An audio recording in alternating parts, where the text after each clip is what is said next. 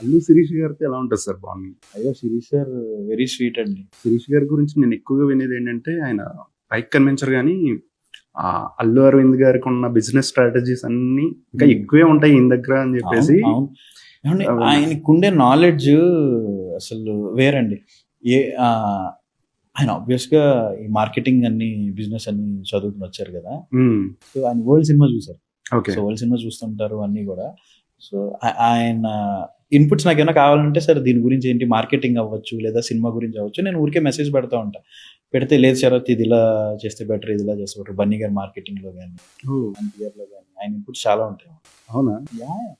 ఎక్కువ మంది తెలియకపోవచ్చు ఈ విషయం ఆయన కూడా. యెస్.